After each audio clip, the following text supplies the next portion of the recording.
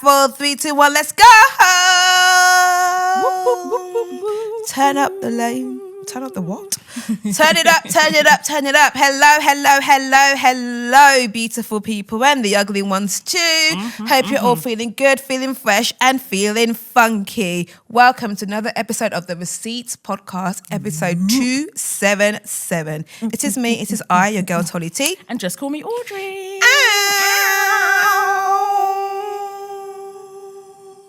Doom. Hi. So, I think there's probably an expectation to talk about Brooklyn Beckham on this episode, but we have literally just recorded our Patreon episode, which went out last week Friday, and we went into a deep dive into it. So am I Brooklyned out? I think I'm Brooklyned out. Yeah, I'm Brooklyned out. I mean, the only thing I will say about it is just like the different things, the branches that it brings off topic-wise. So the boy mum thing, I kind of wanted to talk about that because I feel like they are never beating the allegations. Ever. And the thing is, I feel like there's a difference between a mum who has a boy and a boy mum. Explain. They are two completely different things. So a mum who has a boy is just a mother who has a son. She's a mother. She just happens to have given birth to a son, or she's mothering a son, in whichever way that child came about. And a boy mum is the ones that have the very, very, very bad reputations, the ones that are kind of known for like really encroaching on their sons' lives and having that reputation for like destroying any relationship they might have outside of them. How can you spot a boy mum from in the wild? Oh, there's signs. There's signs. Like there's things like they are heavily immersed in that son's life. Like maybe more than what any sort of adult son should have. They shouldn't have that much access to their adult child, male or female. But if you've got a boy mum, then she's probably going to be like overstepping in ways like maybe she still does your laundry. She might have a key to your house. She might just pop over unannounced. She feels like she's got a say in every and anything you do. Any partner that you bring to the house is never good enough. And like a boy mum 2.0 might actually go out of her way to sabotage said relationships. They do shady things like compare you to your ex all the time, compare you to the ex-girlfriend. They make shady comments about no one's ever going to be good enough for my boy.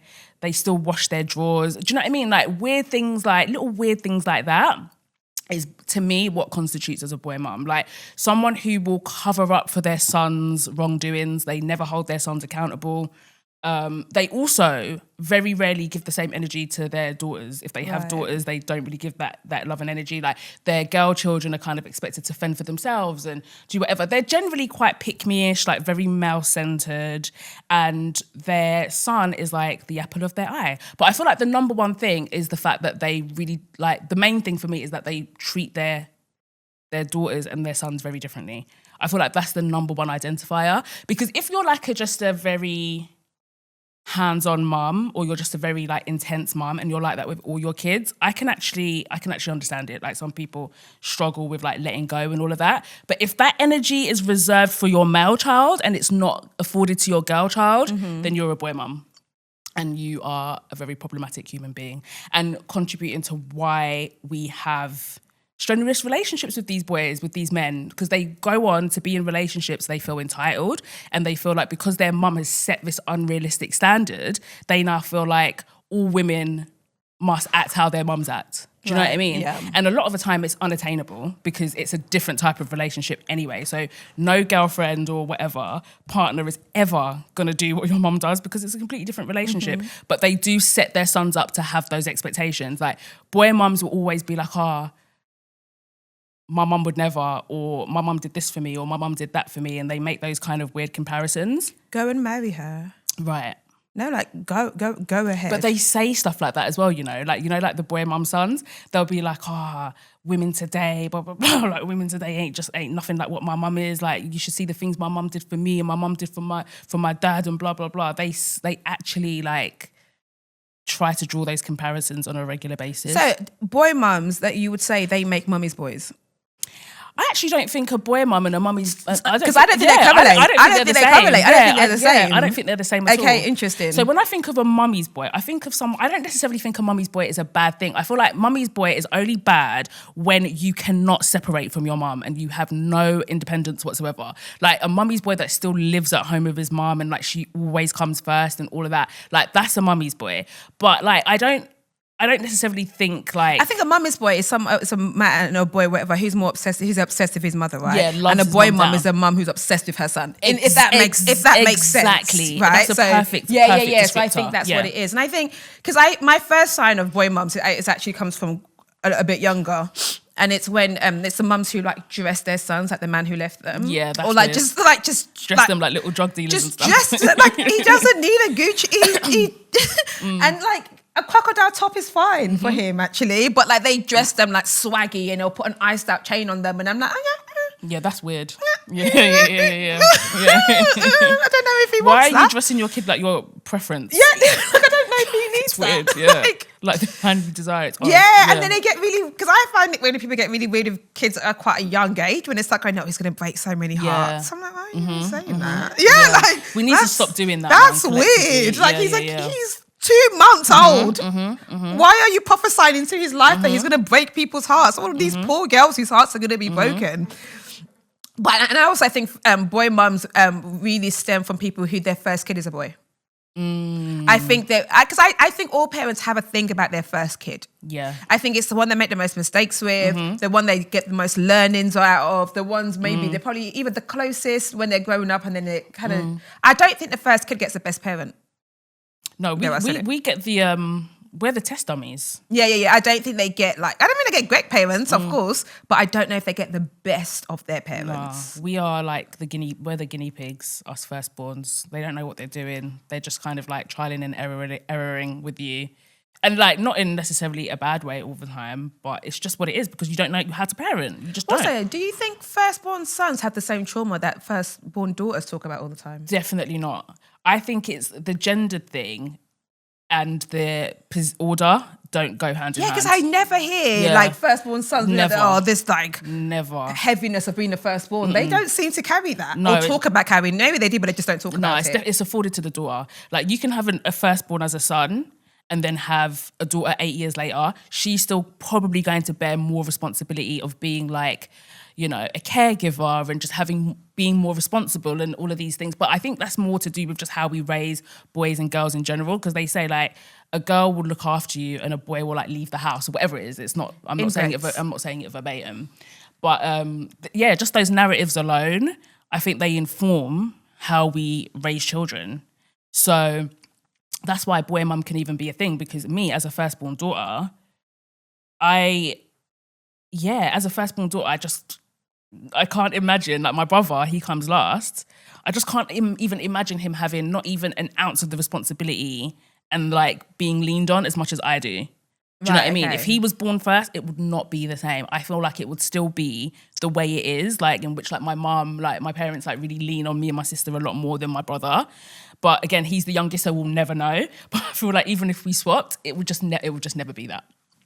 I'm intrigued to hear because I've got firstborn son friends who will say differently. Like, no, they do a lot. Like, they just maybe don't talk about it as much as, but they do feel like they are doing a lot. But yeah, hold tight the Brooklyns, hold tight the Beckhams, hold tight everybody involved. Oh, no, do not hold tight the Phelpses. I think they're dickhead family. Yeah. But, you know, that's just my personal views. Do your research on that. Yeah. But, babe, they're capturing nipples. What? People are stealing people's nipples. Explain. Like the black mark. As in like areolas? As in your nipple on your breast, people are stealing nipples. Well, I'm not under any threat because I don't have any nipples. Sorry, what? You have nipples, they're just not dark. They're not inverted, but they're not like the biggest nipples in the world. So they'll still steal them. So the nipple thief will be like, yeah, keep it moving. No, they're still stealing them. Go. So there was a girl who had recently went to go get like breast surgery. I think she went to go get her boobs done in Turkey. So all wrapped up, whatever, and they told her to like, she didn't live in Turkey, she went to live somewhere else. So she left back to her home, wrapped up, whatever. When she eventually finished and unwrapped her breasts, her nipples weren't there no more. Sorry, What?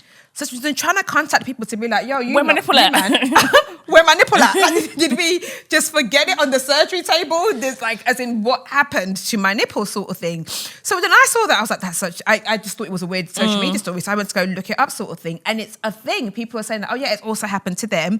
And then it's also happened to them in Turkey where they've set up a fake hospital for the day, done the thingies, and then they try to go back there and the person does not exist in that place anymore. Like it just doesn't exist anymore. So now that if your nipple gets stolen, you're now going to a tattoo artist to like kind of like draw a nipple for you because get a nipple they've implant. stolen your fucking nipples. So the reason why they're stealing nipples is that, so women who have had breast cancer and then get, what's it called? Vasectomies or whatever, or get, and get a new boobs placed in, they are buying nipples on the black market. So they used to be able to like tattoo nipples on whatever, but obviously it's more realistic if you can actually get a nipple. So you can do like a nipple transplant. So like nipples, So nipples on the black market are a pretty penny. I actually can't deal. You know, like every day I just feel like there's just so many things you have to be aware of.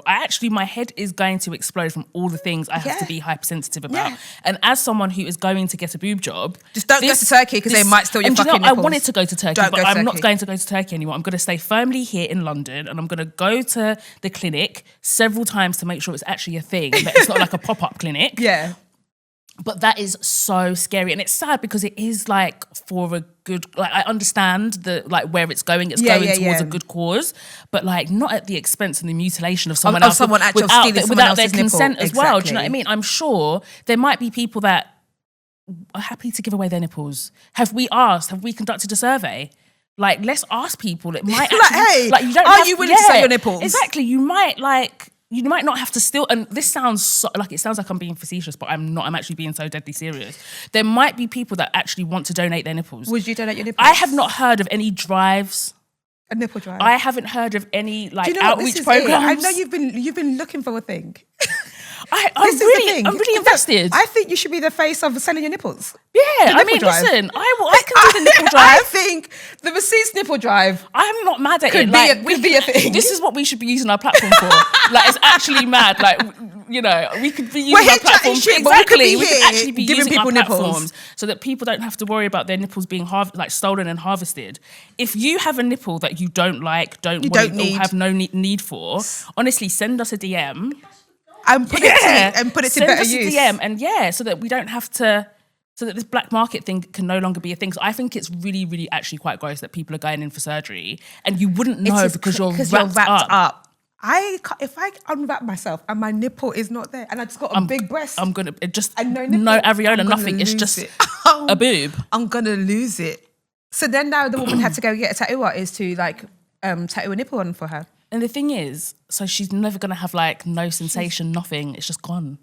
I think even past the sensation of it all, you can't take my fucking nipples. Yeah, you can't. Without my consent, you can't do that. You can't take my nipples. And I think there is just a part of the world, right, the dark web that and that dark web part is the body parts dark web. I never, because the body parts dark web is crazy.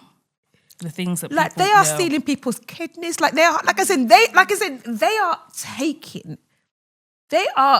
There was a guy in the news actually. I think they're in jail now. I think it was like a Nigerian couple who were quite rich. I think their child was sick and needed like a kidney transplant or something. Yeah, I remember that. Yeah. And they couldn't find someone, and then they brought someone like a housekeeper from Nigeria to come and live with them here, and then just take the kidney. Took the girl's kidney. Even with that, but the girls, according to them, they told the girl this was what you're coming for. Exactly, but the girl said no, they didn't tell me this was what I was coming for.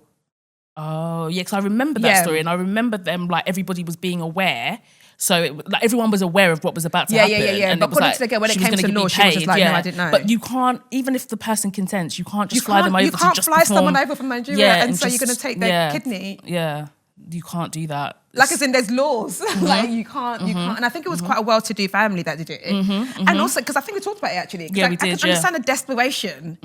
And if you thought the person approved and consented. Exactly. But you just can't. Yeah, you can't. Yeah, that body part black market is scary, but yeah. But you hear about organs, you know, vital, life-saving organs and stuff like that, but the nipple... I'd never heard about the nipple before. This is the first I'd heard. I didn't know that it was so, like, in demand. Yeah, this the is nipple's brand in new demand. information to me. Yeah. So again, like you said, if you have a nipple that you're not making use of, it could actually be worth quite a lot of money. Yeah, exactly. No, honestly, I'm No, being no, so honestly, serious. it could actually be worth quite a lot of Yeah, money. donate your nipple if you're interested. Like, I don't mind being the go-between on that. How much would be the fee that you charge? I won't charge a fee. Oh, okay, that's good. I won't charge a fee for my Nipple services. services. Okay, yeah. that's good. Because at the end of the day, I feel like the part that makes it quite emotive is the fact that it's going to women that have had cancer, which is very sad. But at the same time, you can't. The people in the black market, they're the ones in the wrong. The women that want the nipple, they're not wrong for that, having that desire. How would you even It's know all, what and it's to men. search? You know for a fact it's men that are in the middle of this.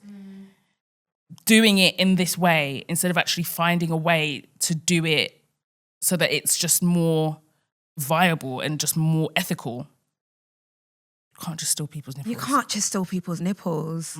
That, like, I keep thinking the sight of like unwrapping your. I'll be thinking it was me. I'm like, maybe I didn't. Yeah, Or maybe exactly. they put it somewhere else. Yeah, Like, yeah. Maybe the surgery, the nipple got displaced and it got put to the left side of my tit. But no, it's not there anymore. It's That not around reminds anymore. me of those people that like you go to like your Stratford Westfields or your White City Westfields or whatever, and you take your Christmas gifts there to be wrapped. You come back, you collect them, and then you don't open them till Christmas Day, and then you open the box and it's a tin of beans in there. People are doing it at Stratford.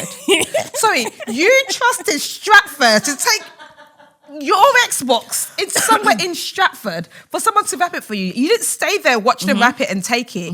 You thought, oh yeah, I trust people. And then you left and you thought on Christmas Day, your little son was going to open his Xbox. It's a whole service. More for you.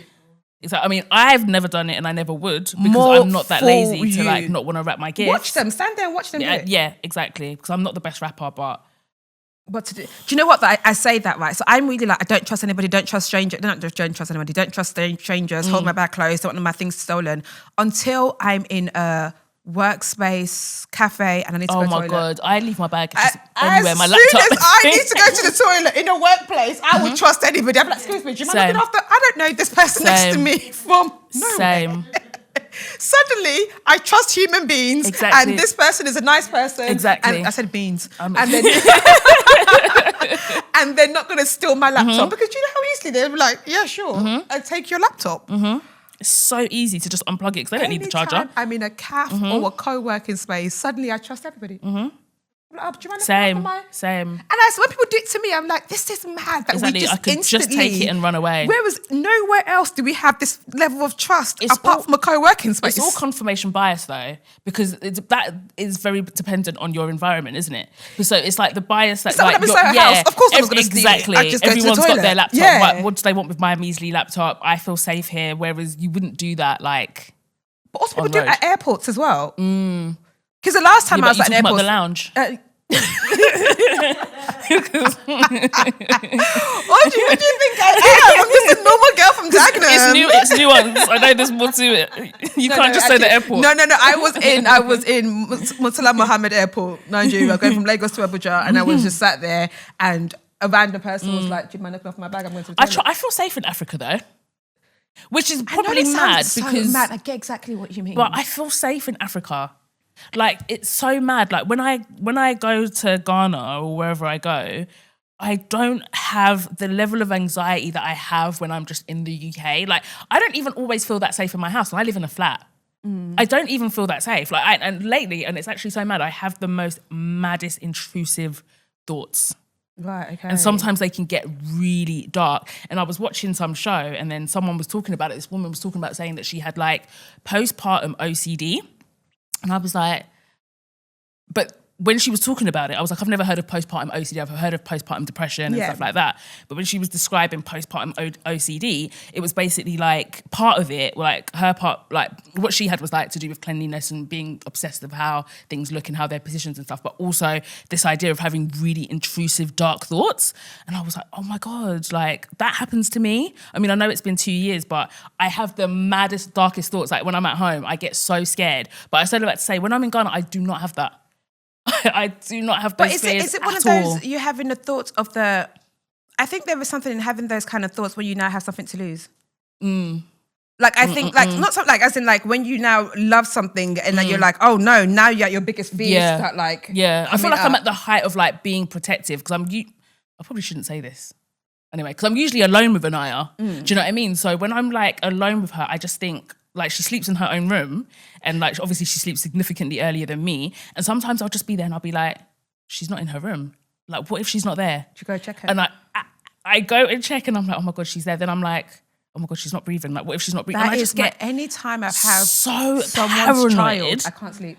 I'm just like, oh, and I know she sleeps absolutely fine. Like, she's 2, she's agile now. Do you know what I mean? She's so robust. Like, it's not, you know, those fears of like, you know, when they're really small infants. Yeah. But I just proper will just be like, no, someone's gonna climb through the window and snatch her. But I think I watch a lot of like missing children things. Maybe you should rein that. Yeah, I watch a lot of maybe you should things like stop that. about stolen kids. Yeah, and maybe you should stop all that. the rest of it. When So I now was it's really starting to seep into my like consistently psyche. watching Dateline, and I'll go for a walk.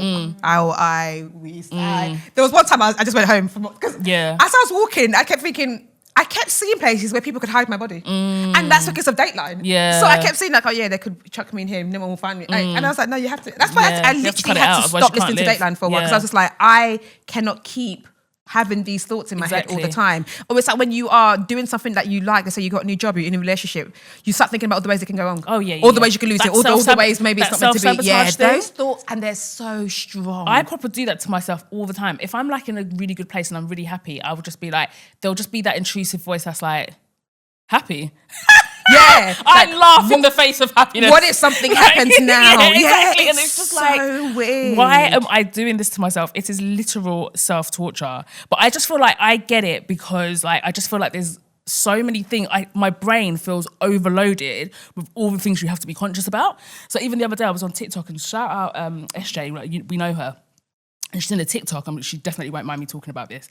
She basically was saying that how she was crying profusely, and she was like, I would never usually cry online, and shout at her like she wouldn't. I know she's not that way inclined, so I knew it was like serious. Basically, she'd ordered her new iPhone, right? So you know you get your upgrade, and the DPD driver made her sign for it, and then take the picture to say it'd been delivered. And then you know you like when you have like expensive items, you have to give the code. So she's given the code, and the guy's going, the code's not working, I can't take it. The man stole the phone. Stole the phone. And the thing is, she wasn't even upset about the fact that the phone got stolen. It's the fact that her phone line provider were like, there's nothing we can do about this. There's a picture of you being handed the phone. Because I was thinking, why didn't he just steal it? But of course he wanted the picture. There's a picture of you receiving the phone. We know that it was in your possession, and there's nothing we can do about it. Mind you, it's a contract. So they're like, if you don't pay, we're going to suspend your line. Like, we're going to suspend your line. And of course, if they suspend her line, that's going to affect her credit. So now she's stuck having to pay this thing for 2 years of this new iPhone that she has not gotten. And she was basically just really stressed out because she was just like, what can I do? But anyway, I say all that to say, I was like, that never even crossed my mind. No, that's a new thing to I'm look out so for. trusting of people that, and I get deliveries all the time to the point where my neighbour's like, bloody hell, like, what you doing living next door to me? You must be loaded. Because I'm always getting deliveries, right? And he's always signing for them, and we look out for each other in that way. And it's so easy. I just got an upgrade the other day. Like, that could have happened to me. Do you know what I mean? What I'm scared of anyone delivering food to my house. I'm always like to the point that like I used to get more food, so you wouldn't think it was just for one person. Or I'll go open it and I'll be like, oh babe, the food's here. I get to the psyche because I live alone. I get to that psyche of like, okay, cool, do everything that's warranted for you to like look. Even if I had like workers in the house, I'd be like, oh yeah, my partner's coming home. Like, listen, just please. Just put all those preventative measures in place. Like, even me, like, because I obviously get a lot of delivery to the house, including food, sometimes what I'll do is they'll just deliver and I'll be like, yeah, bye, and I don't even make sure that the door's closed, and I'm just like, if that was a psychopath, they could literally just kick down the door and come running in after me. I hate it when they're too close to the door. Exactly. And like, I wouldn't even, why are you that close to me? Yeah, like, move back a couple steps. And I'm like, why would I just like trust that the door's gonna fling shut behind me, and that this person isn't gonna try and stop the door and run into the house and do something crazy? And no, it's the bad thoughts. Like, I would be, and it will catch me on a normal, I'll just be like there doing my makeup, getting ready, and suddenly it will be like, your life is not going to work out. You won't know your fucks. Same. Yeah. I just have the maddest, my darkest mind thoughts. give me a break. Like, this thing's not going to work out. You know you're going to, this is what's going to happen to you. So you're just going to be afraid. And I will be fine. I'll be like, no, stop it. Like, I'll be in my head. You actually have to talk back to that voice. My two heads are talking to myself to be like, no, stop it. Like, I just put gospel on because I'm like, I just need something to clear this thought. Yeah, you definitely have to like. And then sometimes my head will be like, this is God talking, by the way. Yeah, exactly. Like, how do you even know it's the devil? I swear down. I'm like, my head was telling me, I'm like, so say that to yourself. My head was saying, no, it's God telling you this. And I'm like, but no, God would say this to me. God would never. And then people be like, how do you hear God's voice? I'm like, what if that is God's voice saying to me, you're going to fail? No. Them intrusive thoughts are never God. But it's like, you do proper start thinking of it. And it's so dumb because I saw... Literally, this it happened to me this morning, and I was like, "Get out your head," and then the head said, "No, this is God telling you." Yeah. No. Honestly, I know exactly what you're talking about. I'll just be like dancing, being happy. And I'll be like, "Bitch, why are you happy?" It ruins my day. And I'm just like coming in and I'm pissed off. And I'm like, nothing's happened to me. It's just my thoughts. Okay, bad voice. Let me just sit in this because what do you mean I was just dancing and just being joyful and happy? Like, it's actually crazy. I don't know why that happens, and I'm sure a lot of people will be able to relate in the comments. I don't think it's just when I was driving here today, I was listening to gospel in a good mood, and then the voice came into my head and it said, "This is God talking." I just turned everything off and drove in silence. No. I fucking hate that voice. Like, I need tips on how to quieten that voice. Because it can be so overpowering. It is so loud. It's actually awful. But I just feel like, because I saw an interview with Portia Williams and she was talking to Andrew Martinez and she was talking about exactly the same thing. And she said that she literally has to start telling that boy, "Shut the fuck up, bitch." No. Like, you have to start giving that voice the energy. And it's always, "You're a failure." And all that, I just be chilling there. It'll be like, if you have a kid now, you'll be 50 when they think. Why am I thinking of that? Why am I thinking of that? Why am I thinking of that? It's actually mad. The voice is awful. I don't know what that shit is, but it's exactly the same thing. I'll just be, honestly, and I cried the other day because, and I never really just randomly burst out crying, but I'd seen SJ's TikTok and then that really triggered me because I was like, I get deliveries all the time. I just got an upgrade. And I was just like, it just never even occurred to me. So then I was explaining it to Nick. And then I started telling him, about the intrusive thoughts thing. And then he was like, "Tell me more." And I was like, honestly, and I don't even want to start crying now because if I think about it too much, I was just like, sometimes I just have these visions of like... Stop! What's wrong with you? Oh my God! Sorry. I'm just being very transparent. No, this is what we do here, right? But like... And this is why I don't like deepen it too much because it will instantly make me cry. And I just have these visions of Nick and Anaya at my graveyard, on my gravestone. Oh my God, Audrey. And it just, honestly, kills we need me. God. We actually need God. It really kills me. And like, Nick is like, literally anytime you have those thoughts, you have to pray. Like straight away. Like he says it, like he sees it as a sign to pray. Do you know what I mean? And I don't know if I have these high-end emotions because I have a child now and I don't know if it's normal. Like I genuinely don't know if it's like a normal thing that other parents think about. But when I just think about like, because before I never really cared about like myself, like in a sense of like, if I were to go, like I've never really felt sad about that prospect. I'm like, do you know what? Everyone will be fine. They'll have each other. But now that I've got Anaya, I'm just like, I can't not be here for her. Like I just cannot. Like I've always said like I don't think my spirit truly would rest if I ever had to hear her say my mum died. Like sorry, it just really makes me sad. Like when I think about it, this was not supposed to go here, but I'm just being really vulnerable. But just the thought of her having to say that, and then I think about Nick and that was his story, and I'm just like, yeah. When I think about people that have lost parents, like I just really, even that hasn't happened to me, I really empathize in a weird way. Like I just have the utmost respect for people that deal with that daily. But yeah, sorry guys, but it just... get you some tissue? But yeah, thank you. It just really breaks me. Oh my God. Sorry guys, it was not meant to go here at all, but it really is something that, it really is the dark thoughts. Thanks, babe. It really is something that like I just think about, you know, and I just have that vision like... And it's overwhelming. It's like you almost have to like picture it and it consumes... I honestly thought it was a thing that I only went through. Like it consumes your whole... does. And that's the thing, you work yourself up to the point of like... It's like you'd be fine. You'd be like, "What if my sister died?" And then suddenly your whole and I'm just like, what if I get that call? Like sometimes if my family call me, I'm just like, why are they ringing? Like, why are they ringing me? And that particular thing, that vision, it's not because it's something that I feel like I'm manifesting. It's just something that it is actually a reality for some people. Do you know what I mean? So it's not like I think something's going to happen to me, or I don't think that, and I don't lean into that. But it's not impossible. No, and it's because when I was in Nigeria, I had dinner with. It was 4 of us all together, and we're all there talking, and like 3 of the girls, all of their mums had died. And like when they were talking, I was like, fuck. And all of them were like, there was like the world before their mum died and then the world after it sort of thing. And then they said something and I was like, oh my God, I get it. They were like, sometimes you go through that and then you see someone post their mum on their 98th birthday. You're like, what the fuck, man? Like my mum died at like...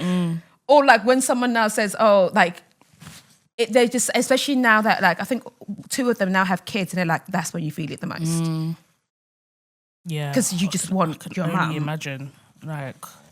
No, dead parent club ain't it. No, it really like, and I'm not even part of it, and it still hits me so heavily. Like it's just actually such a mad thought, and yeah, I don't know what it is about that particular vision that when I see it, I just will always burst into tears straight away. So I literally, and it went from this exact conversation talking about the iPhone to that, and then Nick was like literally that's exactly how I went. I went, oh my god, this girl I know, like she had this experience. I'd never thought about that because I just got, and it was really like playing on my mind because I just got my phone, and then I was like, yeah, I just really have these intrusive thoughts, and then ... and then exactly the same order that has happened right now is what happened when I was explaining it to Nick, but it's just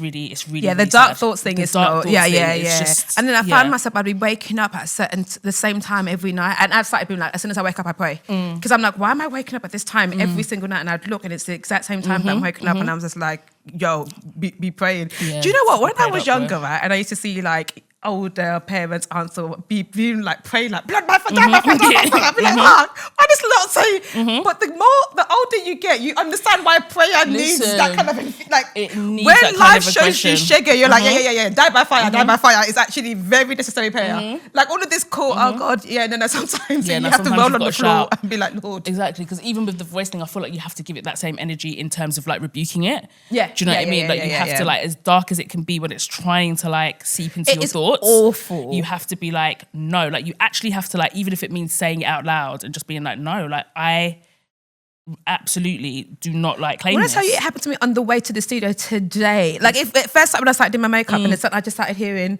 Wait, shit. what?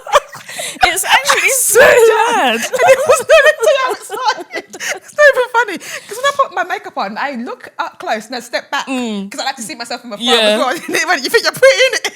No, it's And then so I heard awful. you think you're pretty in it. It's honestly, you think you're gonna make it in life? Like as in, like you're not gonna make it. This thing that you're doing is not gonna work. Like you're gonna be left. Everything was just like on my mind. And then I'm listening to gospel on my way in, and I'm interpreting it as like the thoughts are still there. And I was like, oh, what if this is? And it was like, this is God telling you that you ain't God shit. would By the never. way, God would never. like in case you were doubting it, that you are you're actually a failure. No, God forbid. No, but it is actually wild. It is so. And then it's it'll be an like, awful you're feeling. never gonna leave this house. The house you're gonna live in forever. And it makes you start resenting what you have in your life because you're like, wait, what if this is actually it? Yeah, and when it gets that like heavy, and then you suddenly start feeling like you have to be proactive, like or like start being productive and like counteract that thing, and it's just like, I wasn't going to sit down and do a list of like things that I want to achieve by whatever, but now I just feel like I've got to like do something. I've got to be proactive. Do you know what I was thinking about? I think sometimes the perception of the success we have for ourselves is not always a good thing. I think this idea that like, because I think I've got a granular thought of what I should be, where I should be at, what I should be doing. I've got quite a granular thought of it. And I think when you think like that, regardless if you are doing well or whatever, because you haven't reached where you thought you was going to be or made the difference you thought you was going to be, your life feels akin to failure. So it's like, oh, but like, okay, cool, I've done all these cool things and it's random. But I started thinking about this when I was thinking, I think it was in the news, something about that Luigi guy. Luigi one that shot that person. Oh, him, yeah. I think, so I was listening to a podcast about his story, right? And a lot of his story was about like, you know, he was incredibly smart, did tech, but he also had this thing about like changing the world. He always had this thing about like, he was a tech bro, but he also was like, saw the negative sides of tech and how it can be negative and whatever. He spent loads of like months in like India doing yoga, in just different places. Just, he was consistently trying to find himself and had a really high thing of what he thought was going to change the world. He definitely like, he was one of those kids that was like, I'm going to do something that's going to change the world. Like he had a good job, he quit it because it was like, it's good pay, but it's not, I'm not changing the world, whatever. And I think because of how this thing where he saw his life as, I'm going to achieve this big thing and he hadn't done it yet, he kept referring to himself as a failure. Whereas it like, he graduated from a very, very good school, he'd done well, got a good job, but he kept seeing himself as a failure. So and I think even him shooting that man was just thinking of the like, and that's my thing. Yeah. I'm going to be a martyr now. Do you know what I mean? Like I'm going to now change the conversation and that's going to be me changing the world sort of thing. And I don't even know why I got to this point. About the perception of perception what's of yourself, perception of your life, and what you think it should be, and where you're at, sort of thing. And I thought that was like a really interesting thing of like the perception of yourself, what the truth is, And look, we're all living the thing of that. We're not even living the truth. It's like, is that the truth? Yeah, exactly. That's what my therapist says to me a lot. I'm like, blah, blah, blah, she's like, but is that actually the truth? Exactly. What is the actual factual? Because you can wake up and be like, nobody likes me. I don't have anybody in my life. But is that the truth? And often it's not the truth. Yeah. Exactly. And also just to say to you as well, so when I was like really struggling with the death of my dad and just being like, and then it made me really, really scared about my mum. And then mum got sick and I got really, really, like her mortality was so scary to me. And she kept saying, and it was funny because every time she said it, it made me think of that song, I'm still here. She kept saying, but you're here. Like, as in like, why are you practicing? You're here. So stop like rehearsing this thing because you're here. Yeah. Because it's not like you are going to die one day, but now you're still here. So why are you crying for a thing that hasn't happened here, sort of thing? Anytime I think about it, I always think about what's her name? Teresa Campbell. I'm still here. That song did not do what she thought it was going to do, but it's so iconic. But it's changed my life. Because I hope she knows that anytime I'm in a depressive state about like, oh my God, what life is, I'm gonna die, blah, blah, blah, blah. It's like, no, I'm still here. No, it's actually very true. It's very, very true. And usually I am very much a live in the moment kind of person, but lately I don't even know. I think having a child will do it to I you, think though. so. I think it's what it is. I just, especially now Anaya's getting older and stuff like that, she's more aware. I feel like I didn't have these fears as much because, respectfully, Anaya, you're a blob. But now she's actually like a functioning person. And you see her need for you. Exactly. Like you see her cry for you for everything. 100%. Like everything is mummy. Exactly. She's like, oh my God, this person needs me. And she's aware she needs you. Yeah, exactly. When she's crying as a baby, she's going to cry for anybody who picks her up. Yeah. But now she's actively looking for you. Exactly. I think that is a massive, massive part of it. So I've just been working myself up over it. But no, we need to pray against those negative thoughts because I thought it was just me. Negative thoughts run. I think more so, and that's why I keep saying, why am I a loser in my imagination? Like it's in that exactly, way, you're a loser. The one place where you can fantasize like, bitch, on the biggest scale. Like, why am I a loser here? Shit. Like, why is overthinking never into good things? Why can't I not overthink myself to my my favorite fantasy? My overthinking is always the negative. It's a humbling thing as well. It's just like, you don't want to get too joyful about something because, it might get snatched away, but the thing hasn't even happened yet for it to even be snatched away.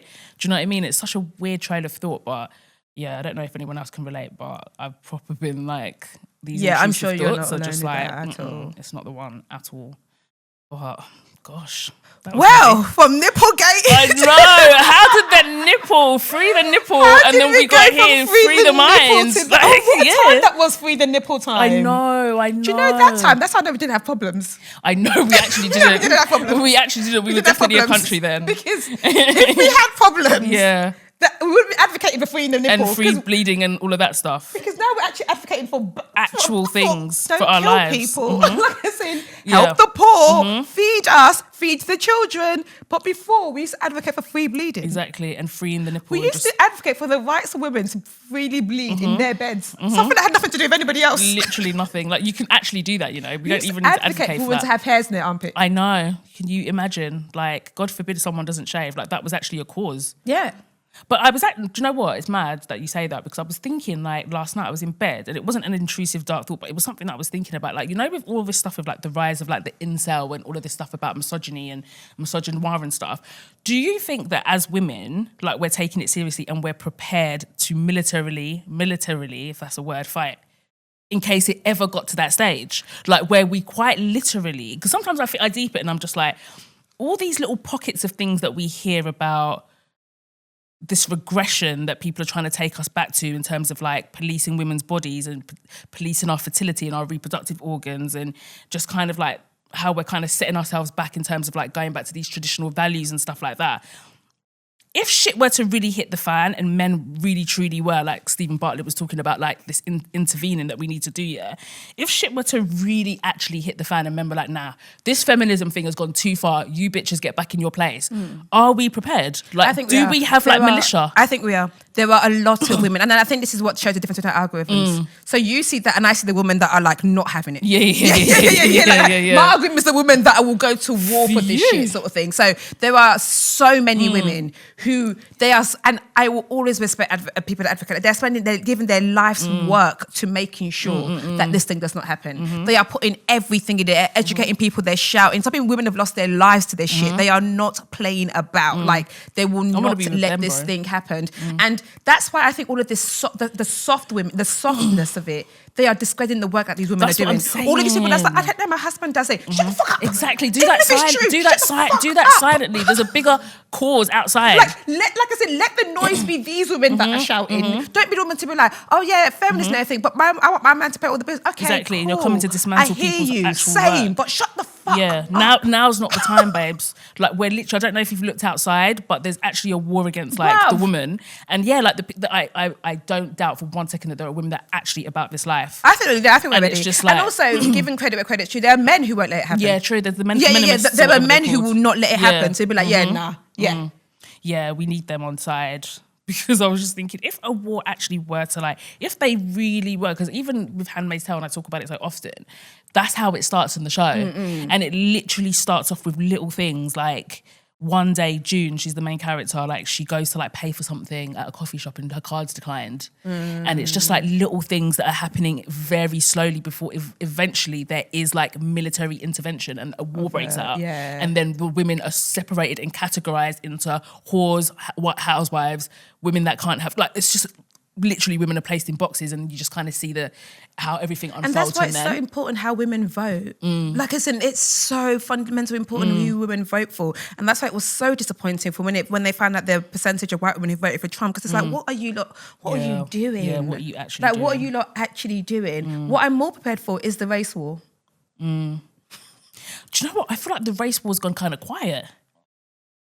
I feel like it's the gender war. Yeah, the gender war is the gender war feels, and this is why, like, I hate divisiveness, over dumb shit when there's bigger causes. That fucking pisses me off. I thought it was just me. Like, why are we infighting about this shit? Like, even with like, and we haven't even talked about it here, like, Elaine the Pain or whatever, she's this content creator on TikTok, and she kind of was spearheading this thing about not supporting Asian businesses, particularly South Asian businesses and all the rest of it. And I won't talk about that too much because it's kind of old news now, but when she was doing that, I understood where she was coming from, because she kind of framed it from a perspective of like, ban supporting South Asian businesses as opposed to buy black and support black. And I feel like that message would have been so much more powerful to just be like, actually, and to be fair, in her defense, she actually has been doing that for a long time. She actually has been advocating for black businesses. She's been doing it simultaneously, like two things can coexist, do you know what I mean? But it's just like, I feel like personally that would have been more powerful. But even when all of that was going on, I was just like, in this time of reform, right? And all of this madness, I don't want to be fighting with Asian people. Like, that is not, like, right now, we're all one. Like, as it stands, like, black and brown people, there's no real difference. I don't think that if someone is that way inclined and they're deeply racist and they're not going to sit there and be like, this is a nuanced situation, a black woman and an Asian woman. Like, it's not going to be that. It's just like, it's just all guns go. Do you know what I mean? So I'm just like, why are we doing that when there are bigger fish to fry? Like, I just do not have time to be beefing with Asian people right now, because the beast that we are fighting collectively is crazy. What country are you moving to when Reform win? I'll just go back to where I came from. Straight back to where I came from. Go back to where I came from. You have to tell me twice. I will go back to Ghana. Just make sure BA inversion do sales. I will be gone out of your way. In fact, fuck that. Don't worry. I'll fly Air Peace. Yeah, travel my own. I'll do whatever. I'll do whatever. Because I think if the votes if people were to vote right now, I think Reform would win. I genuinely believe that Reform would win if there was votes right now. And it's really annoying because Labour's let people down. Nobody's letting Kemi be anything. Oh, please. Nobody's letting Kemi be anything. She is just a token. And I think for the longest time we thought people like Reform, BNP, whatever was like a small member of like society, right? We just thought it was that stupidly non-educated person with bad teeth that was getting interviewed on the street. But I think the recent events of last year have showed you that it's a lot more. It's a lot more than that. Yeah, exactly. And if people, again, like this misdirected anger based off of misinformation, off of things that are not even true. And I think I've talked about this guy, Del Boy, before. He makes really sick content on TikTok, and he basically does these breakdowns of what things would look like if people actually kind of committed to these causes. And he does these like history pieces on like really amazing people that have like contributed to the world in amazing ways. He's great. And it's just like, yeah, if basically everybody that was like an immigrant or a child of an immigrant or first generation, second, whatever, for the day said, actually, do you know what? See what life is like without our contributions to this country. I think a lot of that would be reversed, but there's just so much misinformation. And it's like, I actually, in a weird way, feel sorry for the people that are receiving the misinformation because they're making these decisions based off of things that are just simply not true. And if you're made to believe, and all this fear-mongering is teaching you that your race is dying out, the people that look like you are no longer, this country's being taken over by people that don't look like you and people that don't practice the same religion, it's fear-mongering, but none of it's true. None of it is true. Do you know what I mean? So I just want people to be more guided on infighting when it's not necessary, because now there's this whole thing on like TikTok as well with Caribbeans and Africans, and I'm like, please, I thought we really thought we can't do that again. We can't go back and there it's again. the whole thing of like bashment versus reggae bashment and dancehall versus Afrobeat. They can actually all exist at the same party. And it's like, but that is literally what's been happening for like the last 10 years. I thought all of it. I thought we were fine with that. I thought we all liked everything, and like, do you know, like when you go to the club, and they play a genre of music you don't like, that's when you go and get a drink. That's when I'm next. That's how I've always seen it, because it's going to happen. There's going to be a point that even, because sometimes I can do like, maybe like a couple of hip hop songs, and it's like I'm into trap. Yeah, when they start going into that hard, like Lil Baby and stuff, I'm like, start doing trap. This is not a bit of me. And poster, Read All My Entire. When they start doing the British songs, after Read All of My Entire, that's what it says. Yeah, Designer All My Attire. I said Read All of Designer All My Attire and gigs. I don't need to hear what Bugsy Malone and I don't need to. Yeah. I'm going to go get a drink. You don't know K-Trap's music like that. I don't know K-Trap's music. I don't know them, man. But I love that everybody else is enjoying exactly. this. Have your time. Everybody have their time. This is the time that I'm going to go to the toilet, put my lipstick back on, go get a drink at the bar, re-up on my drink, and rest my heels. That's all. And then when they start playing the song I like again, I'll come and dance. And then I the rise. Same with that, like there's different genres. I'm like, actually, I say that because for the longest time I didn't like Amapiano. I was like, this is my sit down time. I like the commercial don't stuff, like the hard housey stuff. I have been listening to it now. Do you know that's one thing that's been clearing my negative thoughts? Because music with no words. Because there's rarely in the words, and the words are being said, I don't understand what they're saying. So I'm listening to the gym, and it just kind of like it just allows a clarity and it's clear. So I'm kind of into it. Before that was my resting time. When Amapiano was on, I was like, well, I'm going to go sit down. And now I might participate. Do you know when I'll definitely rest or maybe leave? Jungle. So I said, Birmingham Massive, it's time for me to go home. That's all you got. They do be playing that at the end as well. Jungle and Garage, that was my era. God. Massive, okay. Jungle and Garage was my era. That was what was popping when I was like a teenager, basically. But I hear it. It's not for everybody. Not everything is for everybody. But I say all of that to say, whatever sort of like division is going on because of music, now is not the time, Hans. Yeah, we've got bigger things to fight. We need to be united. I'm not going to be doing up Vibes versus WizKid. No, we need to do United Colour to Benetton. It's ridiculous. Please. Exactly. It's absolutely a joke. But that really fucking grinds my gears when people are out here dismantling. Like, why are you dismantling things and having these like and that's conversations now? Which is why I keep saying racism is one of the best jobs done ever. Because it wins, because even within ourselves, we can't think. Like, this is why there was like a house person. And the thing, like, they caused division between us, so then we can't unite. All that infighting. Because I do think there was a fear with people like believing reform of us all actually collectively coming together. I think that's what it is. It's a fear. Yeah. And it's a fear because, look, if I have a girl who works for me, girls who work for me and I've always treated them nicely, it's very unlikely that I have a fear that one day they're going to come together and kill me. If I know I've treated them like shit, if I know that I have been awful to them, the fear might be that and they get a bit of power. One day, if these girls actually take over, they might kill me. Exactly. And that's what this is. That's why the fear wouldn't be there if you know that we wasn't treated badly. Yeah, exactly. If everything was fair and dandy, then the fear wouldn't exist, would it? Speaking of fear, yesterday, after I left you guys, right, I said I had my 11:30 a.m. train. So I get on the train, right, and I'm like 2 minutes early before it goes. So I'm just sitting in a carriage, whatever. And this guy comes on and he is drunk at 11:30 a.m. He must be going through drunk with a bottle of vodka in his hand, Not right? vodka. Comes to sit next to me. So I instantly, I'm like, I don't I'm get not it. even We're going not to try and be protecting no one's polite. feelings anymore in I got up. He was like, 2026. why are you going? I'm not going to hurt you. What, you scared of me? What, you scared of me? I said, yeah. Yeah, I am actually. I said, yeah. I'm going to go sit in another carriage. Like I said, what do you mean, why are you going? Are you scared? I'm not going to hurt you. I'm not going to hurt you. Buddy. Sir, you are wasted at 11:30 Why with did a you bottle of even vodka. think you're not going to hurt me? Exactly. Because you had intentions. Because Of course. it was an empty train. Imagine being hammered at 11:30 and still having that much ego to And be you had like, a why are you bottle of scared of me? vodka in your- Why do you think I'm scared of you? Like, Look at you. He's got self-love though. Like, he thinks highly of himself because, like, to actually be like, why are you scared of me? That's very audacious considering you're hammered at 11:30 a.m. vodka, and it was vodka. It wasn't even one of them premium it wasn't, ones. it wasn't even Smirnoff. $5.99. Do you know have that $5.99 around the rim? Yeah. That vodka red bottle one. Yeah, vodka is crazy. And he stank of alcohol. And I was like, the fact that you got on an empty train and sat next to me, you have evil plans for me. Of course you do, because who the hell does that? Why are you here? You could be anywhere else, sir, but you're here with You me. decided to be here with me. Yeah, no no. coincidence. It was meant to be. This one was not though. No, it wasn't. He needs to stay Should we over there. do some dilemmas? Yeah. Have you got any pressing things you want to get off? No. But please, you guys, help us to pray about this negative Yeah, thinking. pray for Whatever us. church or intervention Pray for us, that we please. can go to, because it's really affecting Honestly. how we're living. Honestly. Honestly. Are you going to any of the Mobos or anything this year? No. I mean, not that maybe my invite was not in the mail. Got lost in the mail. in the post. But no.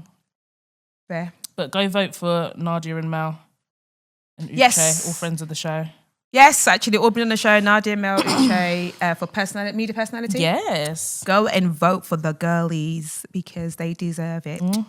Whoever wins, May the best woman win. yeah. It's so mad because Auntie's in that category as well.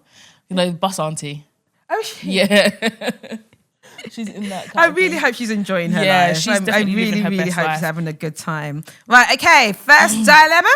First dilemma. Hi, Tolly and Audrey. Thank you for the podcast. It is truly a source of great joy and such a treat. I hope you are reminded every day of what a special thing you have created. My dilemma. I have a work crush and it feels consuming and embarrassing. I'm 26 and I haven't had many crushes / people I like. So when I do have one, it feels schoolgirlish and immature. I know inherently crushes are not bad, but why it feels this way is because I grew up religious and I fortunately learnt to condone myself for liking someone because it felt like lust / doing something wrong. There was a time to explore these feelings when I was younger, but I stopped myself from doing it. Now it's happening in my adult life. It feels very childish, even though I'm trying to unlearn this. I stopped practicing religion in March 2025, which has already been tough itself. My colleague is easy on the eye, funny, really lovely to talk to, and I work with him every day. I think I started liking him in October, and I thought the feelings would pass, but we are in January and the crush is still there. Okay. The thing is, I don't want anything from him. No casual hookup, no serious relationship, etc. And I can recognize that this is just infatuation and not productive. And even as I type this, I cringe because I can see / feel those feelings of shame creeping through me. Ugh, I really made a plan in 2026 to focus on me, so this feels like a distraction. First, how do I stop being so hard on myself for something so natural? Also, is there a way to let these feelings fade away, or do I need to explore them to better know myself? Any advice would be appreciated. So she has a crush on her colleague. Yeah, and it's really consuming and she's judging herself for it. But she doesn't want to do anything with it. No. So there was this video I watched, and normally I hate these videos. You know that someone's talking, it has that violin in the back of it. And I'm like, oh, shut up. And it was this girl asking the man to be like, does he think men are more emotionally intelligent? And he was like, no, he doesn't. But what he believes is that men have their emotions are linear. They're angry, they're angry, they're sad, they're horny, they're whatever. He was like, but the thing is women is that women have the emotions about their emotions. So e.g., I'll use your example. I fancy this guy, and it can't just be I fancy this guy. I'll be like, you have shame about fancying this guy. You're horny, you feel shame about being horny. You're upset, you feel sad about being upset, or you feel guilty about being upset. We have emotions about our emotions. Like it's not just, we don't allow ourselves to just be like, this is just what it is.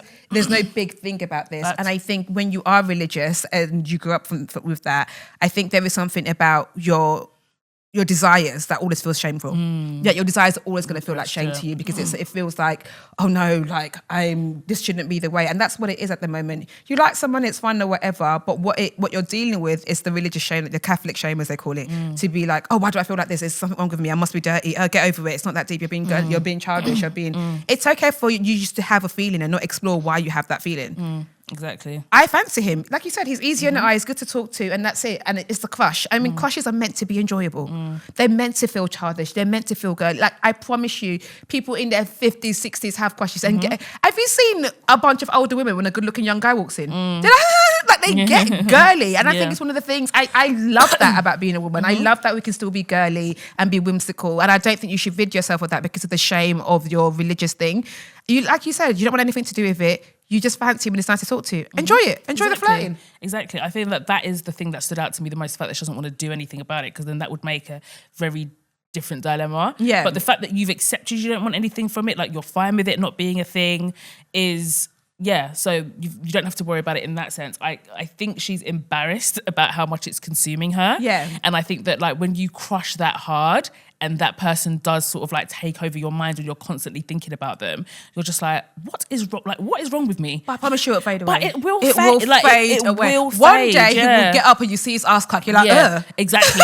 He'll suddenly just give you Suddenly, your eyes are clear. Like, your eyes are just clear. Exactly. And when he says something dumb in the meeting, you're like, ugh. You're like, oh God. And it's like a light switch that just switches off. And I also think that the fact that you're overthinking it is what is stretching out this like fancying of him kind of thing, because you're just like overthinking. It's because you're thinking about the feeling of you fancying of him. Exactly. I fancy him. Cool. Just fancy him and just keep it moving. And just don't lament on it too much. And as long as it's not interfering with like your life, then you're good, man. It's normal. It happens. And especially they work together, so I'm guessing you see him often.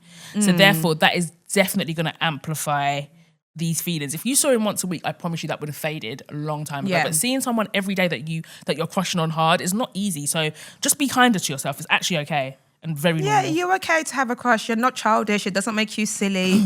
It's nice. It's giggly. You've seen us when a good-looking man comes to do. We start giggling like dickheads.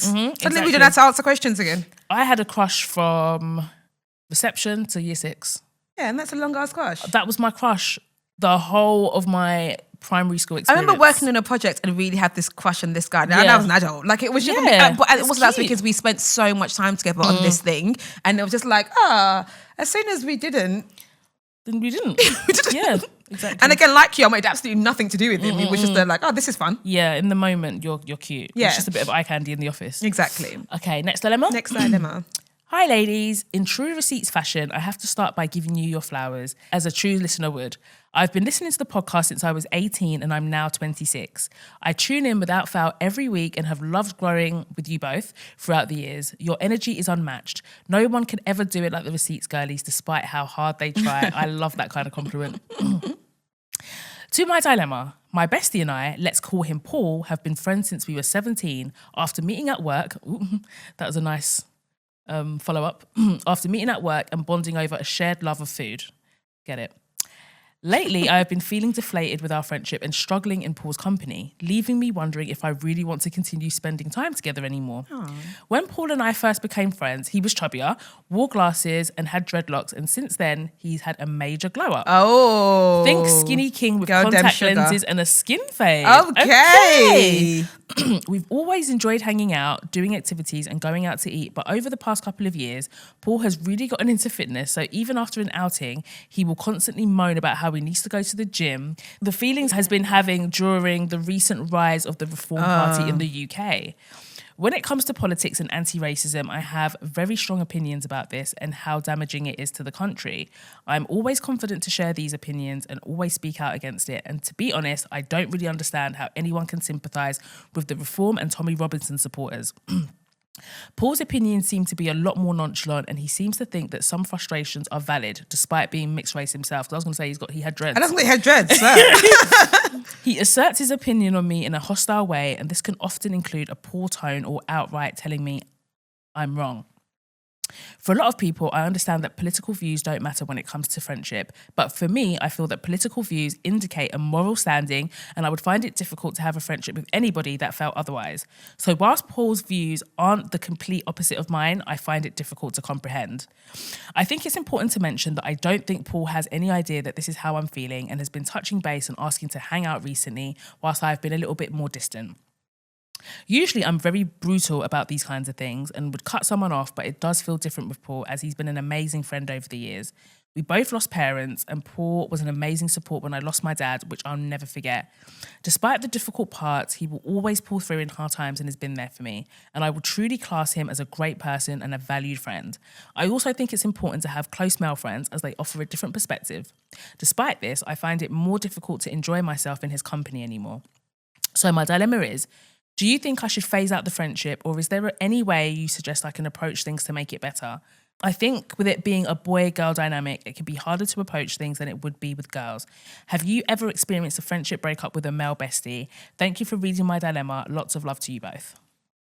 I've experienced a friendship with like the male bestie because he was being a bitch. But we're friends again now, that's why I can say that. But we did talk for a good while. We did not talk, and he was just doing things that I just didn't like. And I just like you're being weird and bitchy, and I just don't enjoy it. But weirdly, it was easier to become friends again with him than it has been with girlfriends that I stopped talking to. And I feel like girlfriends that I've stopped talking to, we haven't really gone back to how we were. Whereas with him, we just went back to how we were, which is actually quite interesting. Yeah, I think I can see that with men, because I feel like men can be a bit more black and white sometimes. Yeah. So yeah, it's just like when it's done, isn't it? You just keep it moving. Yeah. Whereas even like with female friends that I stopped speaking to and started talking to again, it's not what it was. Yeah. Everyone's got there's a bit of a guard up on both sides. Yeah. It's not as close as what it was or whatever. I think look, people that get to say like, oh, no, everything's political, I just think you're just dumb because everything is. Everything is or whatever. And I think because you regard him so highly, maybe you just don't have those conversations with him. Do you understand people that I'm just not going to talk to you about this? You don't get it. Yeah. Because she said his views aren't completely, I was going to say to the left, but I guess it's to the right. Yeah. Like his views aren't completely like right wing or whatever. And it just sounds like he's someone that's not really tapped into it. He doesn't really care. Like the guy's got good looking. He's glowed up. He's not thinking about politics. He's thinking about. Exactly. He's benefiting from all of this kind of stuff now. The girls like him or whatever. He's not thinking about, how are we going to change the world and whatever. And I also think him being mixed race definitely will play a part in how he. She said as well, so I assume she mixed race as well, maybe. I got the feeling that she's non-person of colour. Oh, really? Yeah, I don't know why. Yeah, okay. I think it's because she says she speaks up against those things, but I guess she can be a black or brown person and speak up. I don't know. I got the feeling that she was a white girl. Oh, okay. Yeah. So what do you think she should do? I don't think she should cut him off, because you don't want to cut him off based off of what you said about him being so amazing and so wonderful, and you've been friends since you were 17. You actually have a long-standing friendship with this person. So I feel like you answered it in the dilemma. Do you know what? It would make sense if she was a white woman, because I think there is a guilt of being like, if someone, I've been like, I'm going to cut you off because you don't. You feel that guilt. And she did say ordinarily she would cut someone off for having these views, but obviously this is a bit more of a nuanced situation. But I didn't get the feeling that you actually truly want to. I feel like, and it's not performative, because I truly believe that you're very sincere and like, you feel strongly about people having these kinds of views and you don't want it in your orbit and stuff like that. But it feels like, you should, that's what you should do. But these things they're never that black and white. I feel like if he was moving completely mad and he was posting like reform rhetoric on his socials and doing really quite explicit things, then it would be clear as day what you need to do. But this here is not quite that.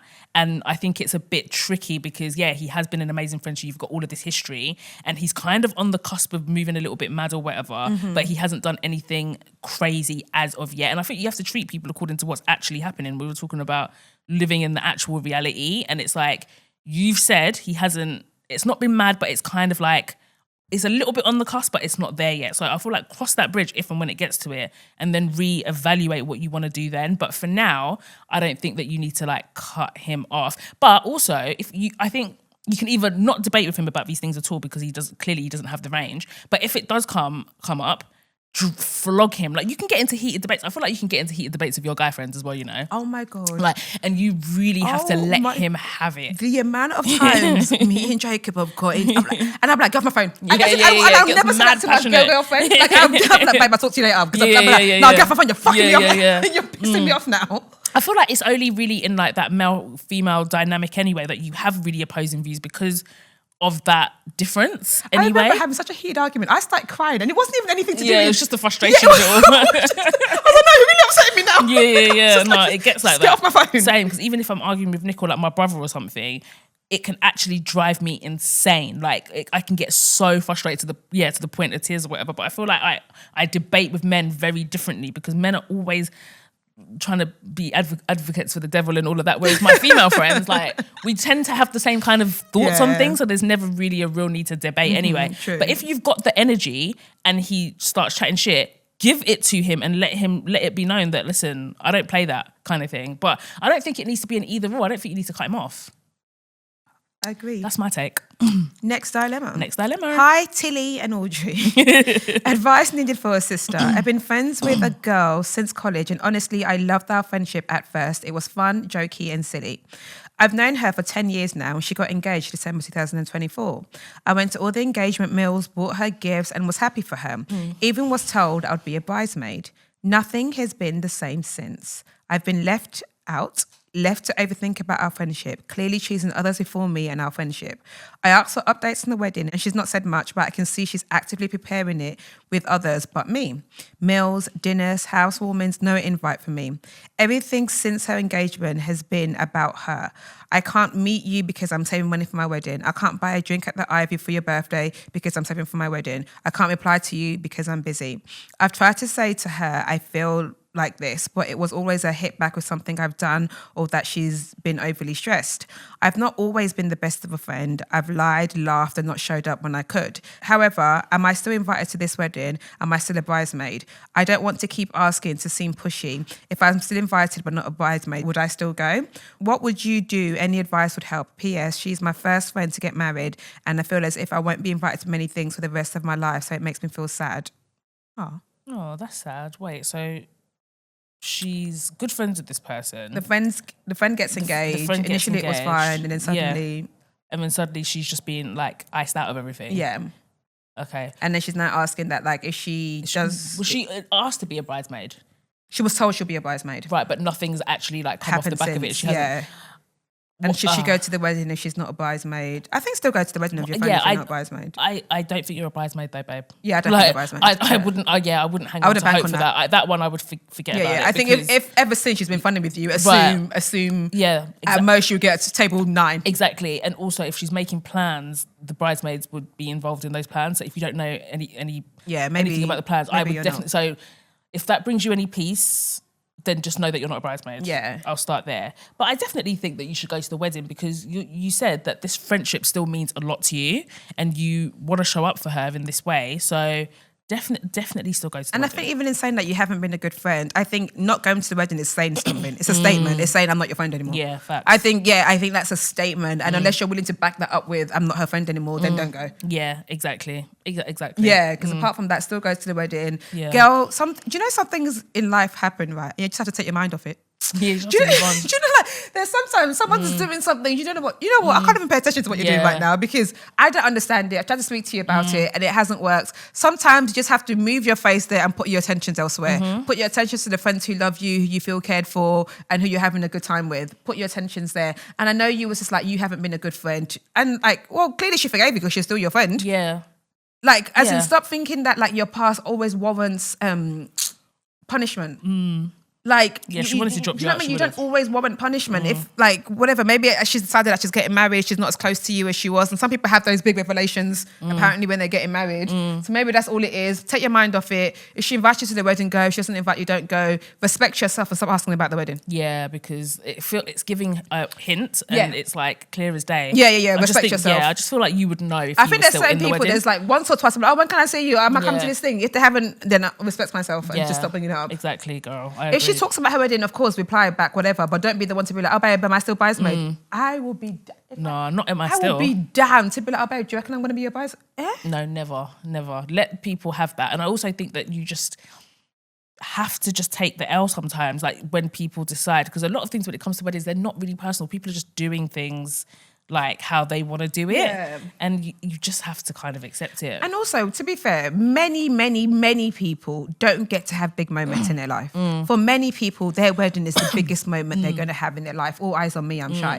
That is the biggest. So they act out in this kind of way of that, like it's all consuming. Like everything is about this wedding. That's just what she's doing. And like you said, it's your first of your friends. Like, oh, that's why. This is Bridezilla is new to you. Yeah. Just stop asking if you're going to be a bridesmaid or not. Definitely. And stop even asking if you're invited. If she invites you, you go, you wear your nice dress, you sit down, you eat, and you dance to a zonto. If she doesn't invite you, make yourself busy that day. Go for dinner with your friends that don't know her. Agreed. All right, this next one says, please reply before February 14th. Okay. In many cultures, that's Valentine's Day. Okay. Yes. Not here though. Pagan holiday still. Commercialized holiday, innit? Like, why do I need a day to tell my girl that I love her? I show her I love her every day. Those merchants. Yeah. Okay. Hi, Tolly and Audrey. First of all, I've been listening to you both for about 6 years now. You genuinely kept me grounded during a very difficult season of my life. I relocated from back home where I was a lawyer and spent over 7 months searching for a corporate job while working a cleaning job. I finally got my big girl job last year and honestly, you both played a big part in keeping my spirits up. Yay. You make me happy, truly. I won't lie, when episodes stopped coming out, it really made me sad, especially when it was connected to Tolly's mental health. I'm so glad you're both back now and I wish you a successful, joyful year ahead. Amen. Now to my situation. My husband of 2 years and boyfriend of 8 years, 10 years together, is turning a big age in February. To be honest, he has been very supportive and consistent. We've had our ups and downs, but to mention just a few things he has done, and it's in bullet points. He helped me relocate overseas while we were still dating and spent close to $15,000. Nice. He was a strong support system throughout my pregnancy, cesarean section, and even now. He paid the lion's share when we bought our house, yet made me a co-owner. Yeah. He takes care of the home, especially financially. He is ambitious, God-fearing, loving, responsible, and supportive. Sounds great. Right? Because of this, I've been secretly planning a surprise birthday party for him. I even have his elder brother, whom he hasn't seen in about 5 years, flying in to surprise him. Nice. So far, I've spent about $1,500 and may end up spending close to $5,000 based on how I want the party to go. Okay. However, for some reason in the past few weeks, he's been very, very annoying. He makes jokes that don't land and says things he claims are jokes, but they honestly hurt, especially in front of my mum, who is currently staying with us since we just had a baby. Here are a few examples, also in bullet points.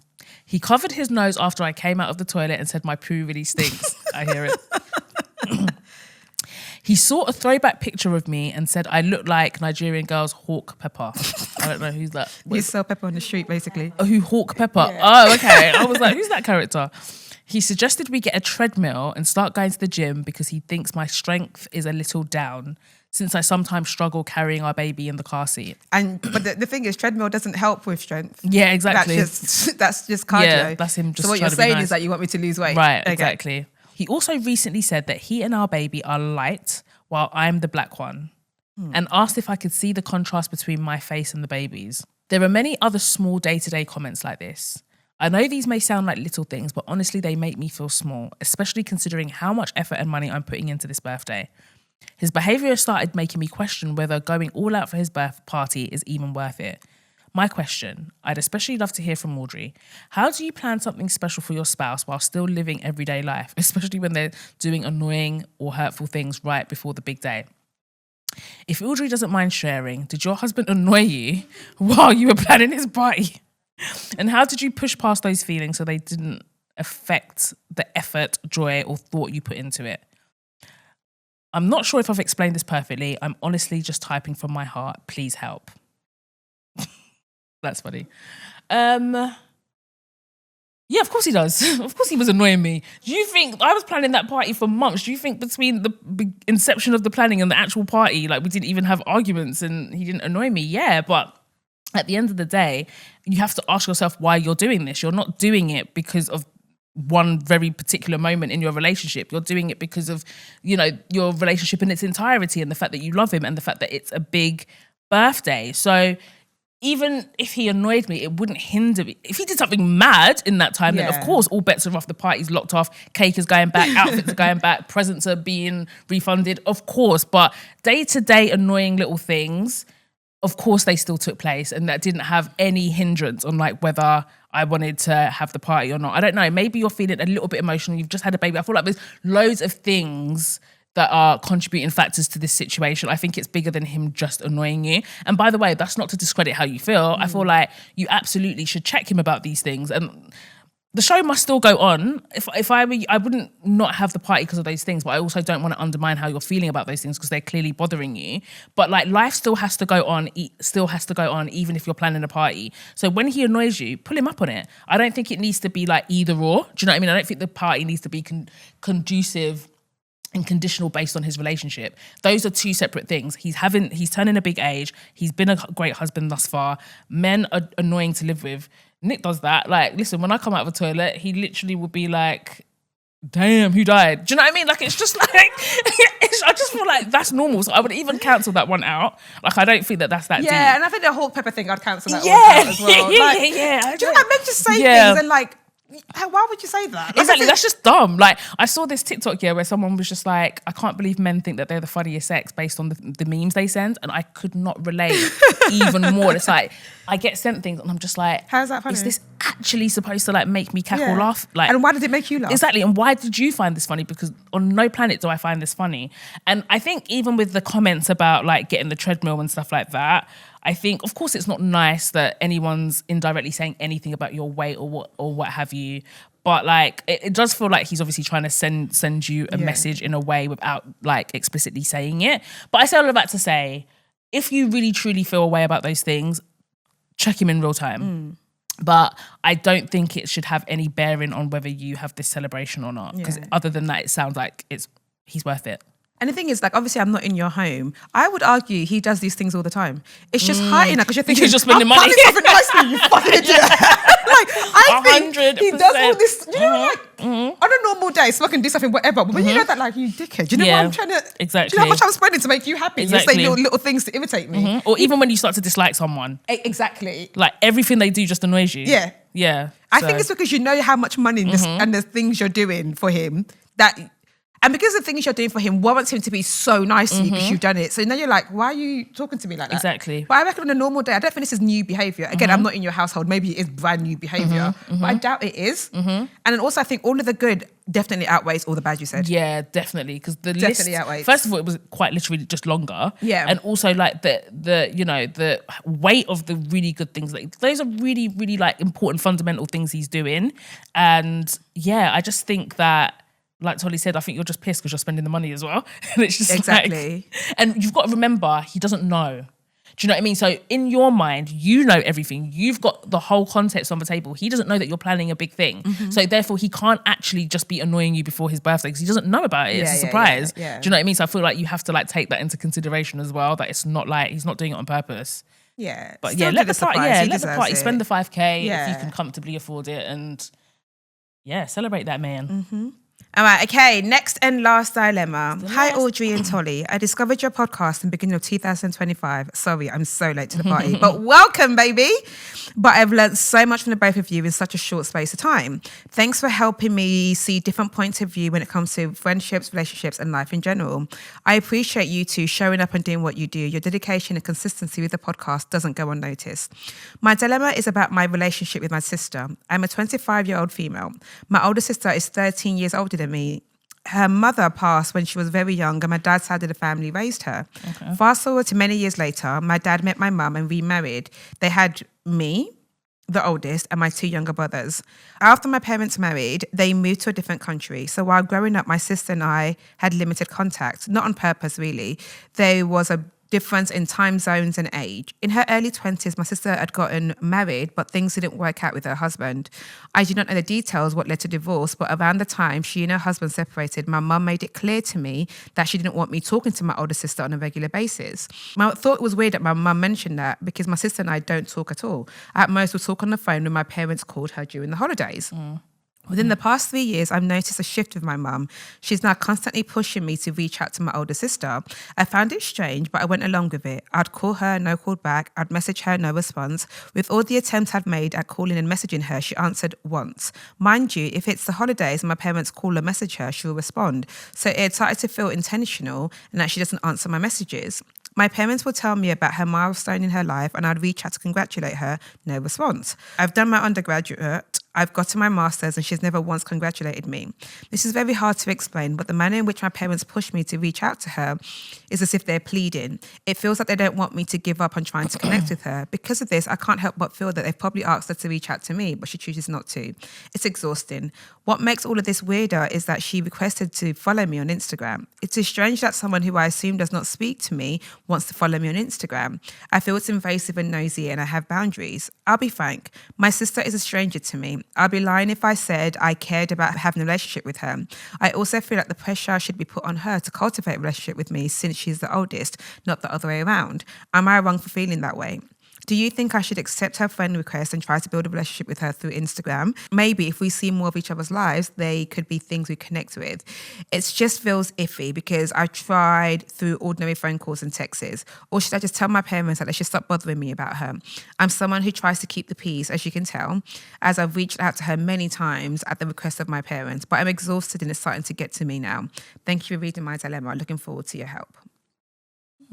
I find it weird that your mom was like, don't talk to her. And then suddenly was now like, what's actually happened start in talking that to her. space of time? Yeah, like that's weird. I think you guys just don't have a relationship. And I think even the likelihood is that your parents have said to her, oh, I'll be calling your sister more. And they said it to the both of you, whatever. So she knows that you're only doing it because your mom's told you to. You've gone years and years of not really being that close, not really having a relationship. And some people just don't feel the need to have it, sibling or not. That they're like, I don't know you. Yeah, absolutely. It sounds, when I was listening, I was like, it sounds like you're beating a dead horse, girl. Yeah, like, I'd be like, yeah, and look, well, on holidays, I greet you, have a nice Christmas, okay, cool, nice to catch up, see you later. Exactly. And I feel like even trying to forge a relationship in this way feels very forced and unnatural. And I think even if you guys do get to a point where you do have a relationship, it has to be organic. And I do actually think Instagram is a very nice, smooth transition into that. Like that to me, like granted she hasn't answered your phone, your calls and your texts and stuff like that. You don't know her relationship with her phone. Like people are very different with how they operate with their phones and stuff like that. But I see that as like an in. Like I see, you know, the Instagram thing as an in. And I feel like you could just keep it light. And if it develops into something from there, then great. If not, then I probably wouldn't keep on like forcing it and I wouldn't keep on trying. Like, you know, the family dynamic is what it is. And yeah, I just don't think you can force a relationship with a sibling. Yeah. So, depending on how you see Instagram, right? I think she probably was just looking for her thing and it says suggested and she thought, oh, that's my sister. Yeah, she just followed you. I don't even know if she's trying to use it as a way to cultivate a relationship with you. I think it's just a way to be like, oh, I should probably be following my sister, follow her, whatever. I think do what's right for you. And if it's like, you know what, I've been trying. Or do you know sometimes your mum was like, oh, call your sister. Yeah, call my will do, mum. Yeah, and then just don't. You don't. But you've even tried. Like, so nothing. Yeah. Like nothing happens if you're like, okay, cool, I will do, and then just don't. Yeah, exactly. Just carry on with your life and whatever. Or when the spirit takes you, you want to message her, she doesn't reply back. Okay, like you said, you actually don't care about having a relationship with her. Like if you cared, then I'll be like, oh no, you don't care. It sounds like you both feel the same way about each other. Yeah. And it's just like the pressure from the parents that's making you feel like you need to do more. But then your mum shouldn't have told you to not talk to her all those years ago. She set the tone. So she either needs to spill the beans on why this sudden urgency to be close with her, or she just needs to leave you to it. And the girl probably feels like, when I needed a sister, I was going for a divorce. You lot didn't message me. Suddenly now you want to have a friendship. Leave me alone. And I'd be weary as well of like, suddenly my sister's trying to fuck with me. Yeah. Like out of nowhere. I think I would just be like, what? Yeah. So yeah, I just think don't force it. Definitely accept her friend request and just keep it moving. Yeah. Like 100%. I don't think it's that deep. Oh my God, there is something I want to talk about that I forgot to bring up because we all start crying. Yeah, exactly. That episode, the content plan was not at all. When I say one part of me thought that was glad it happened. I think it was really good that you did that. Like it was just really how I felt. Yeah. And I just couldn't hold back. So. I wanted to talk about content creators that rely solely on their beauty. You have got a long day ahead of you. The AI? Have you been seeing the amount of AI content creators? It's actually really, really bad. It is. There was one I nearly fell for it. I've fallen for one as well. And I think I was talking to you and Aisha in the group chat about it. And I was on my For You page on Instagram. Is that what it's called on Instagram? Yeah. And I saw this really pretty girl. She was wearing a nice outfit. I was like, oh, let me click on the page. And I started looking through the pictures. Gorgeous. When I looked at the profile, because I was going to follow this individual, it said AI generated person. I was like, what? This is not even a real person. And brands are giving them deals. No, this is the brands. No, brands are giving. No, brands are these stupid. AI Instagram pages have thousands of followers. And there was one I was looking for the other day. Some girl, beautiful girl, and beautiful AI. And there was those comments to be like, "Where's your top from, babe?" And she was, and then she had a collaboration with a brand. Oh my God. And that's probably so much cheaper from someone in the band to even create that profile, and it's just a very pretty face. I think Audrey, it was so it's this like white, really, really beautiful blonde girl to the point that they had a picture of her like holding her mixed race partner's head. Like they had that whole. No, they've really got the aesthetic down to the T. Yeah, to the T. I wish I could find it now, but it was so crazy. scary. And I was like, if your content is based on just you being beautiful, it's you better learn to be funny. You better learn a personality. Learn some jokes. You better learn a joke, learn a personality, learn a skill. No, truly, or start looking elsewhere for work. Yeah, exactly. Because Honestly, beauty let's start going back to our alone offices. is not going to do it. No, it really crazy. isn't. That's really, really despicable, man, because people have really taken the time out to like carve this whole influencer thing into an actual legitimate career and ways that people make money. And like now there has to be a line somewhere. Computer generated images are going to come and be taking your bag. Audrey, even that with is us insane. with podcasting, the AI girls are making podcasts. No, I don't like that. Look, this girl is AI. Oh my God. She's AI? No, that is fucked up, you know. Audrey, it is. This is Black Mirror. This is Black Mirror in real life. I do not. And do you know what I really fucking don't like? We are never ever gonna break free. Like for all the people doing work and like making content and trying to go against these beauty standards and stuff like that, and then people are just consistently reinforcing it because when they make these girls they always look a certain type of way. When naturally never. And now it was hard enough when you were competing with actual human beings because it was like, oh my God, I could actually bump into that person. They're a real person. Like, how fucked up has that been for like people's whole existence and self-esteem? Now you're fighting with like these images of the perception of beauty. And even the one I saw, and I guess I fell victim to it because she had a very standardized baddie attire aesthetic, like light skin looking, long sort of like black hair. Do you know what I mean? Just that aesthetic. And I was just like, even in AI, we are reinforcing beauty standards. This is why I don't like the Western lie that like what matters on the inside is what matters. Shut up. We all have a specific look that everyone thinks that's what's beautiful. Like let's not lie, because otherwise when you're making fake things, why are you making them still look like this thing? Exactly. You're always borrowing from that standard. And the thing about like creating an AI podcaster, i.e. this woman, she can say what the fuck she wants. Exactly. People convince her whatever she wants. She's not a real person. She doesn't care. And the thing is, she's still going to get people riled up in the comments though. Yeah, of course. Because they're going to get these AI people they're not even people, they're going to get these AIs to say things, and there's no risk of cancellation. There's no risk of like someone's mental health. There's no risk of like this person's feelings. And these are all things that you have to take into account when you're dealing with humans. Of AI. This is AI. It's like it, and also as like because I don't want to be that person who falls victim like as a stupid millennial and be like, oh, I believe it. I'm like, no, let me really use my eyes and shine it well. Really look at the fingers. Eyes. There's so many things now that you actually like. It is crazy. And the thing is that's based off of like real people's actual like. And also things. we have fed tech companies and algorithms what we like for years. Like as in what content does well, what kind of girl does well. So trying to figure out the girl who is going to make numbers, who's going to get the brand deals, it will take 10 minutes of work. It doesn't take that long to create that girl. No, not at all. That girl in a white girl, that girl in an Asian girl, that girl in a black girl, that girl is so easy to create because we have been on the internet so long that they know exactly what it is to make. I'm just saying, if all your content is just based on your beauty, start learning to have a personality. Yeah, start having jokes, start having some mad views.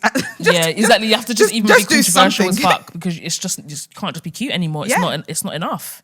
And I thought that would die out anyway, just because I thought people would get bored of it, but not because it was going to be replaced with AI people. AIs. It's maybe it's time we all start looking for actual jobs. Maybe I'm going to start. What are your skills? What are my skills? Maybe we should start looking for actual work. I actually want to start exploring places like Saturn. and Mars. Oh, okay. I just want to go to another planet. Planets. Yeah, I just want to go to another planet. You won't go to certain countries. This is very true. Let alone another planet. This is very true, but I don't have to worry about walking through a market in Saturn and someone being racist to me. True. Do you know what I mean? That's where my fear is rooted in. Or having a hotel that's not 5-star. Exactly. Or, oh my gosh, having to be on a plane for that long and it's not like business class or some shit. But how long do you think it's going to take us to get to Saturn? It's like ages. Oh, I don't even know. How long am I going to go to Australia? I don't know, but I need to re-up on my skill set then. Maybe I need to revisit stand-up comedy. No, but stand-up comedy, that's not even safe. I need to go back to school. What do people need again? That yeah, AI exactly. Plumbing. Yeah. Plumbing. Listen, mate, when I tell you them plumbers, yeah, they are getting money. I had a plumbing situation in my house, yeah. Before they even came to look at it, £70. Yeah. Before they even stepped foot in my postcode, I had to pay £70. Do you know that? And locksmiths. Them people, because people will forever be locked out. The biggest thieves in the world, and they know you have no choice but to pay it. They'll be like this. Audrey, yeah, $250, please. About 400 quid. After the last time I got a locksmith and I saw him do it, I promise you, it wasn't in about 5 minutes. As soon as he opened the door, I saw the key that I left behind. I said, nah. It was right there. Because you know when you just leave, you're like, shit. And there's nothing else you can do. I started spreading out spare keys all about my family. Yeah, no, I will never pay these people again. Never. It's proper, and it's just like, yeah, it looks like a 2-second job, but I don't know how to do it. Exactly. Do you know what I mean? Like, they're the ones that know how to do it. But yeah, like, make skill sets great again. The ones that fix shoes. Oh, yeah. Yeah. Yeah, I need to be up on my skill set. I need to get me a real job. I actually need to be very, very, very Frank and Lampard right now about what I want to do. Because the AI is actually coming for all of our jobs. Like, I want to open a restaurant or something, or some kind of food place, drink place. People are always going to eat and drink. Oh, the thing is, people always need food. Yeah. The thing is, if I was ever to go into the food business, I see myself having like a cute bakery or something. I would have like I'd call it like shaken, and it would be like a milkshake, but it would be That's like cute. a hole in the wall. Oh. Do you know that ones that you do, make it really pretty and you do like protein shakes, you do like normal shakes and things like that. Just like low. Someone told me, that I want to go do that. If it's like in Japan or somewhere, I can't remember if it's Japan. Yeah. But basically, over there, the coffee shops and stuff, you know, like how everyone goes to these like workspaces or whatever. I would love a co-working space. And but over there, you pay for the Wi-Fi and the coffee's free. Oh, I like that. Yeah, exactly. There's one that I think is in Japan as well, where it's just like they keep you from being distracted. They're like, how much work have you done? Like I said, how much work have you done? What have you achieved today? No, I need that kind of motivation. I was like, actually, that's not a bad shout. No, there's some guy on TikTok, and as soon as you come across his thing, he just takes, like, the camera flashes, like he flashes and he's like, yeah, you said you were going to go gym today, innit? Have you seen him? He was like, day 100, and he still haven't gone to the gym. He's like, still on that. He's like, still on that couch, huh? You sit there, you be comfortable. It's so funny. Yeah, maybe we should do it. A cute little bakery. I think we should do that. That will always be in style if you have good drinks. Yeah. And somewhere that people... Exactly. 100%. And call it like... Yeah, do you know what would slap? And the only reason why I thought of this the other day, because I was thinking about what else I can do in my life. Yeah. I went to go get a Millie's cookie. So I was winning cookies and I walked up the road and I saw, what's the other one? Is it Tom? Cookie. There's another one, red. Ben's cookies. Yeah. And I was like, why can't there be a Tolly's cookies? Yeah. There can be a Tolly's cookies. Millie's cookies has been going on for time. Years. I'm not being horrible, but Millie's cookies do make great cookies. They've even sent us amazing cookies before. But I didn't know that people like that invested in cookies. Babe, I go to Millie's cookies more often than I should. What's the other one that makes mini cupcakes? They do cupcakes. Oh, Lola's cupcake. No, there's gonna be a Tolly's cookies and cupcakes, because are we joking? Of some sort of baked goods. Because Millie's, do you know what it is? It's because it's the softness of them. Oh, I love them. I like it when they're crunchy on the outside and gooey in the middle. Like that's my favorite kind of cookie. Okay, this might make me a bad citizen. Oh, go on. When I want to go buy cookies from like M&S, I have to break it to see that it's not a hard break. Yeah, same. No, if it's a hard break, that means it's been there a while. Yeah. Because where is the chew? Yeah. Like, where is that? It should be a softness in the middle. Exactly. If it snaps, that is not indicative of a good cookie. If you go buy cookie and you see that it snaps, it's probably me that snaps it. Because I'm like, no. Not a bit of me. It's actually true. It needs to have that little... from each other. Exactly. It needs to separate with... I think we've got a business plan here. No, definitely have. We need to like actually be very serious about it. No, because something is. We're not. So this is on our to-do list. So we want to help out with the nipple harvesting. Nipplegate, yeah. What do we call it? nipple harvesting. What are we going to call it? The nipple foundation. The nipple foundation. Yeah. The nipple foundation. Yeah, the nipple foundation. Yeah, I like nice. that's cute. Yeah, Get that's straight to cute. the point. Says it does exactly what it says on the tin. Yep. Find some kind of deliverance On the for our tin. bad thoughts. It does exactly what it says on the tin. That's what it does on the tin. On the tin. High five.